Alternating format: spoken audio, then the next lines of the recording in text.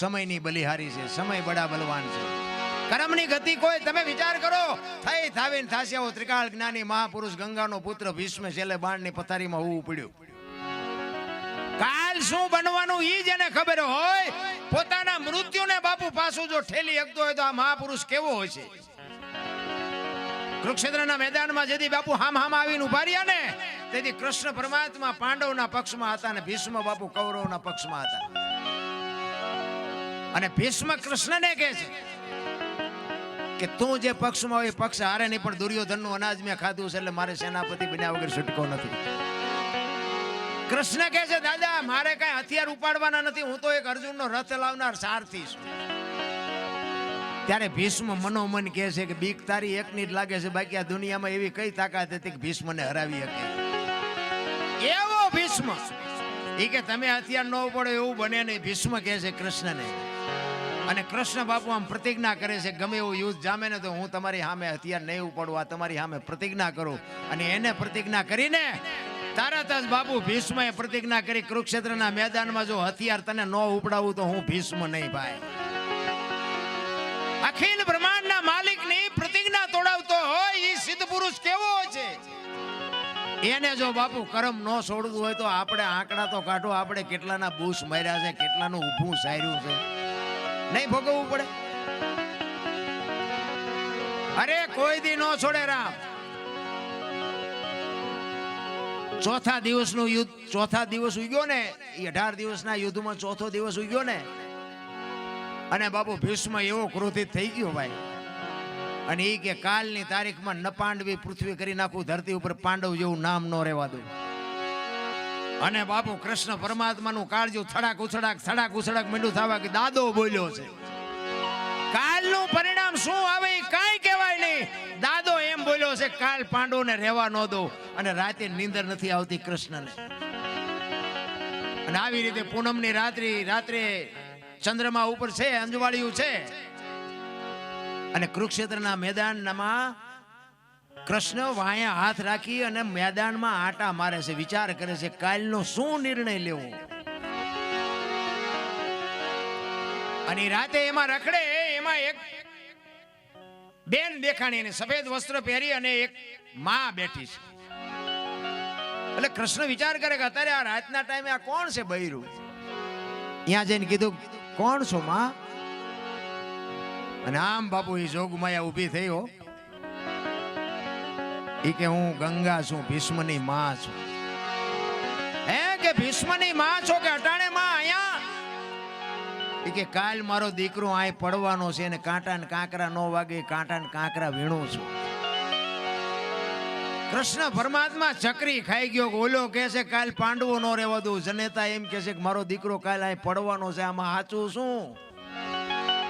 ભગવાનને ઘૂમરે નાખી દીધા.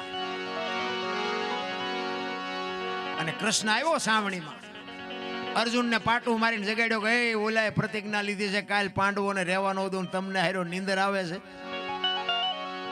અર્જુન આંખું સોળતો કે તું જાગસ પછી અમારે શું જાગીને કામ છે. એટલે લગામ તો બાપુ છે ને હોંપી દેવાય. હું તો એમ કઉ છું લગામ હાથમાં રાખીને મોટો મેં આંક્યો એવો પાવર ન કરો, હારો માણાવ એને હોંપી દેવાય.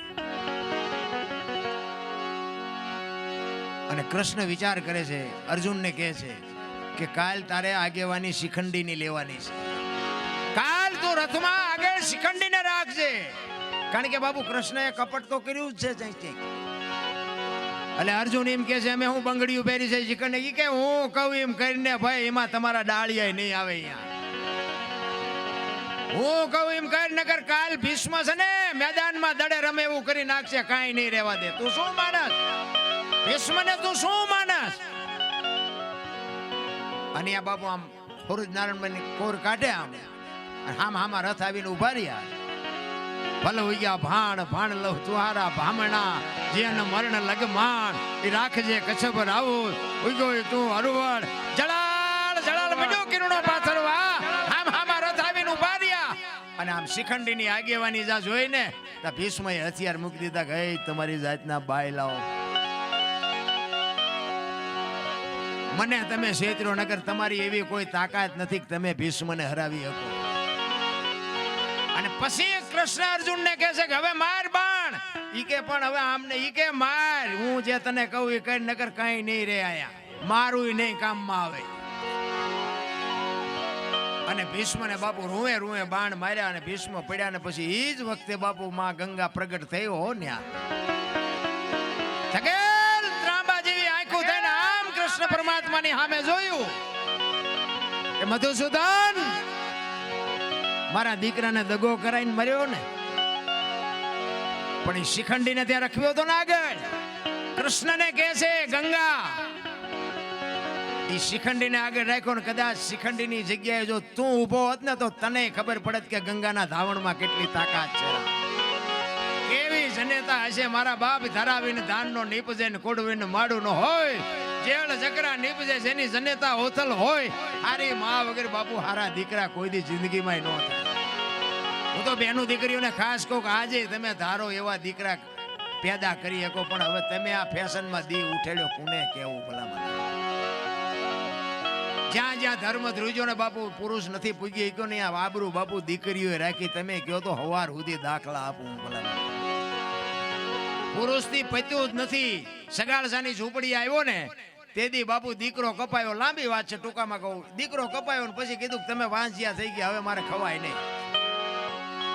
એ થાળીને ઠેબુ મારીને ઉભો થઈ ગયો અને તેદી સગાળસા બાપુ ભાંગીને ભૂકો થઈ ગયા ને ચંગાવતીએ લગામ હાથમાં લીધી હતી. તેદી વાણિયાની દીકરી, વિચાર કરજો તમે, ઉંદરડું મારી શકે દીકરો કેમ કાપ્યો હોય છે.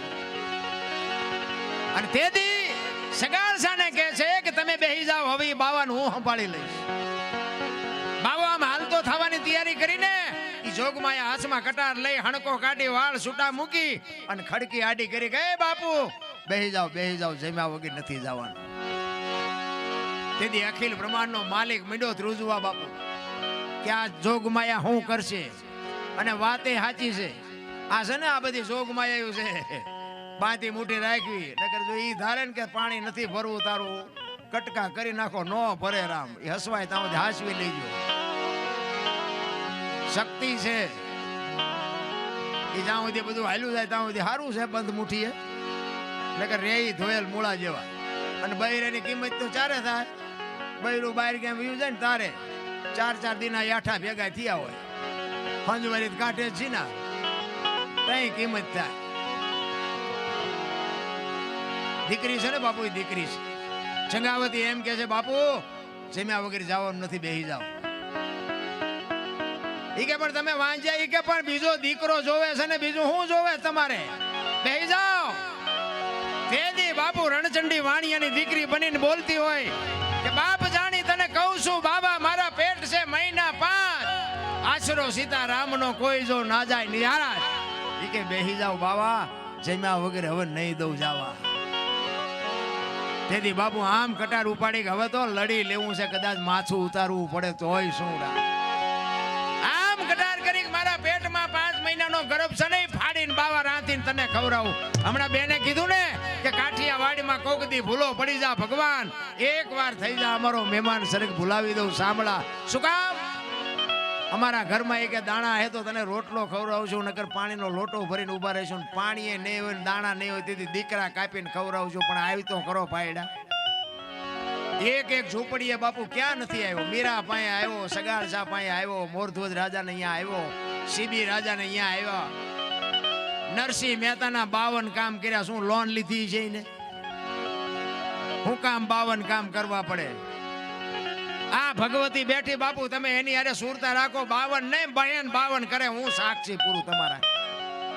પણ હાકડીમાં આવો ને દીદી આ નાળિયેર માનો ને પછી આઈન પા મોઢું ન કરો. એને નથી ખબર તેમ કેટલા ડાયા હોય.